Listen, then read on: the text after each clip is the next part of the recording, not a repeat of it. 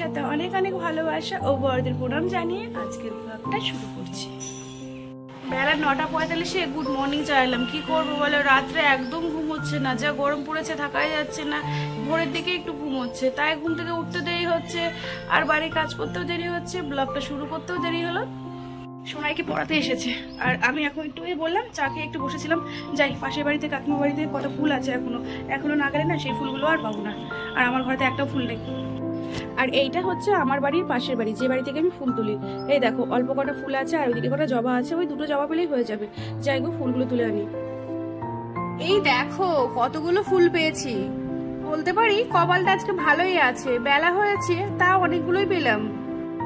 এবার আর কি, ওই যে রান্নাঘরে ঢুকতে হবে, বাসনগুলো পরিষ্কার করতে হবে, রাতে একটা বাসনও পরিষ্কার করিনি, এখন করে নি। এখন আবার চিংড়ি মাছ রেখে গেল দেওর, দেখি কেমন এনেছে চিংড়ির সাইজটা, ভালোই করেছে। আজকে এঁচোড় চিংড়ি করবো বুঝলে। গতকাল রাত্রে অনেকগুলো সবজি যা যা আছে সব কেটে কেটে ধুয়ে একদম পুরো বাস্কেটে ঢুকিয়ে রেখেছি। আরে জানি তো যা গরম পড়েছে রাতে ঘুম হবে না, আর রাতে ঘুম না হলে সকালে কাজে দেরি হবে, এই কারণে সব করে রেখেছি। এই দেখো এঁচোড়টা কেটে পরিষ্কার করে রেখেছিলাম, আরো একটা আছে দাঁড়াও বের করিনি, বের করিয়ে দেখাচ্ছি। ওটা আর কিছু না, ওই আলু আর বটবটি ছিল কটা কেটে সুন্দর করে রেখে দিয়েছি। অনেক সময় না ফ্রিজে রেখেও না অনেক সময় শুকিয়ে যাচ্ছে, আসলে মাঝে মধ্যে একটু বন্ধ করি তো। 24 ঘন্টা ফ্রিজ চাইলে বলো তো বিলটা কত আসবে, তবু করতে হয়, কি করবো। পড়া তো হয়ে গেল না, হাতের কাজ দিয়ে গেছে, কটা দিয়েছে? তাহলে এখন তোমার কি কাজ আছে? এখন ঠিক করে বেছানাটাকে গোছাও।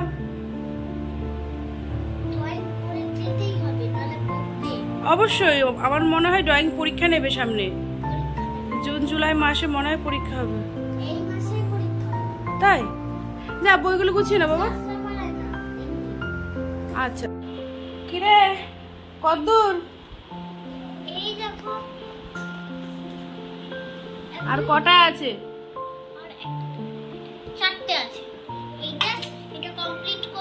আর দেখি বাটিতে কতগুলো হয়েছে।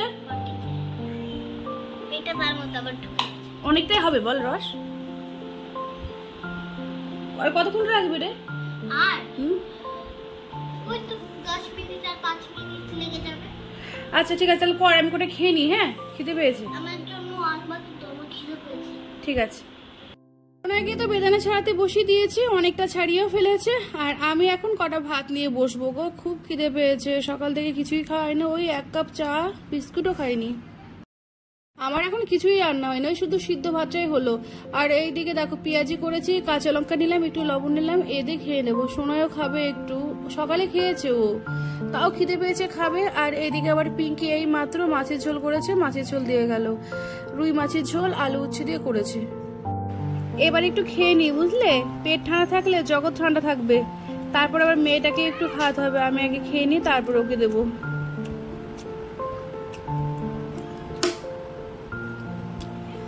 আমার তো খাওয়া হয়ে গেছে, এবার অর্ধেক ভাত রেখে দিয়েছিলাম, সোনায় অল্প কটাই খাবে। এই দুটো পেঁয়াজি রেখেছি, ওই দিয়ে ওকে দুগাল খাইয়ে দিই, দুগাল খেলেই হবে। ও আবার একটু পরে বেদানার রস খাবে, তার জন্য তো জায়গায় রাখতে হবে। বেশিরভাগ সময় আমি বেদানার রস করলে হাতে চটকিয়ে বড় বাটিতে রস করে খাওয়াই, আজকে আবার কি মনে হলো একটু মিক্সিতে দিয়েছি। আর এই দেখো মিক্সিতে করে খারাপ হয়নি, ভালোই হয়েছে, কিন্তু আমার মনে হচ্ছে একটু সময় বেশি লাগছে। এই দেখো আবার ভালো করে ছেঁকতে হচ্ছে, একটা দুটো দানা পড়লে তো তার আর চলবেন না। এই দেখো কতটা বেদানা, দেখেছো কতটুকু রস হলো। যাই সোনাইকে দিয়ে দিই, ও খেয়ে নিক, আর আমি এখন কাছাকাছি করতে ঢুকবো গো।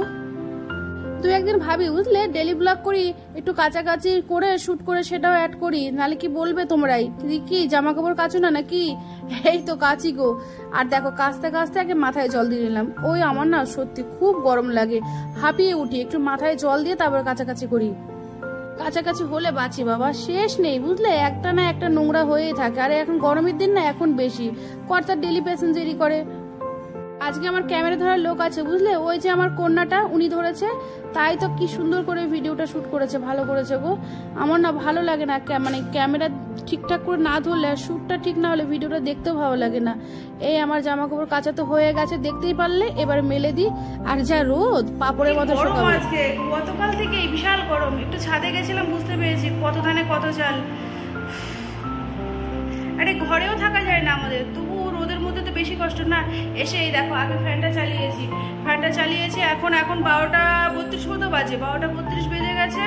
এখন পুজোটা দেবো, পুজোটা দিয়ে যাই রান্নাঘর, ওই আমার রান্নাঘরে ঢুকবো।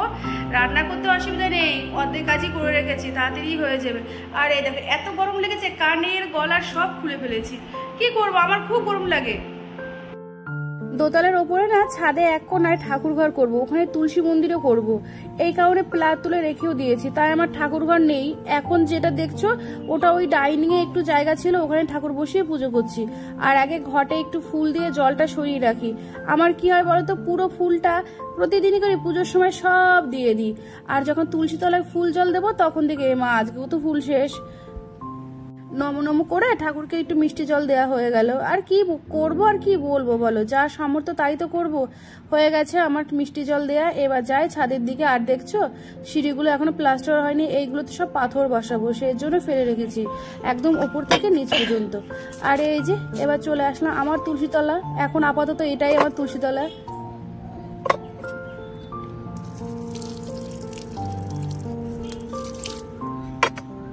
সবই হলো, একদিক দিয়ে কাজগুলো হলো। এবার একটু সিঁদুরটা পরে নিই। সিঁদুর মা বলেছিল সিঁদুর টিপ পরে তারপর পুজো করবি, কিন্তু আমার ওই খেয়াল থাকে না বুঝলে। স্নান টান করে কুটো পাটা করে আগে পুজোটা দিই। পুজো দিয়ে ঢুকে বললাম রান্নাঘরে। ওই যে আলু বটবটি ভাজছি, বললামই তো আজকে এইগুলোই করব। আর এইদিকে এজোর এই দেখো আগেই সিদ্ধ করে রেখেছিলাম, কেটেও রেখেছিলাম, আর চিংড়িটা ভেজে রেখেছি। ভাতটা তো আগেই করেছি, তাই তো সকালে ভাত খেয়েছি। আর এই যে এঁচড় বসিয়ে দিয়েছি, এখন চিংড়িগুলো দিয়ে দেব, ব্যাস একটু জল দেব, হয়ে যাবে। এঁচড়টা আজকে প্রেশার কুকারে ভাপিয়েছি। প্রেশার কুকারে ভাপালে আমার তো খুব ভালো লাগে, গা মাখা মাখা হয়। আর এই যে রান্না করতে করতে মনে পড়লো পিঙ্কি তো আমার কাছ থেকে টাকা পাই 200 টাকা, সে কবে থেকে, ওর হয়তো খেয়াল নেই, আমি তো ভুলে যাব। নিচে আসলাম, এসে আবার দেখছি পিঙ্কি লস্যি করছে, ভালোই হলো। তারপর আবার সোনাইকে ডাকলো, সোনাই লস্যি খাবে। আর এই দেখো বলতে বলতেই সোনাই লস্যি খাওয়া শুরু করে দিল। আর ও ছিল খালি গায়ে, ওড়না দিয়ে গাটা ঢেকে দিয়েছে। গরমের দিন না ওকে বেশি খালি গায়ে রাখি, আর খালি গায়ে তো আবার ভিডিও শো করতে পারবো না, এই কারণে ওড়না দিয়ে ঢেকে রাখলাম। আর এই যে খাচ্ছে গুল্লু, আমাদের গুল্লু বাবু তো বিন্দাস খাচ্ছে আর ফোন দেখছে। আর আমি বললাম পিঙ্কি রানী এবার আমার টাকাটা দাও, ভাঙিয়ে দাও। 500 টাকার নোট দিলাম, তুমি আমাকে 300 টাকা দাও।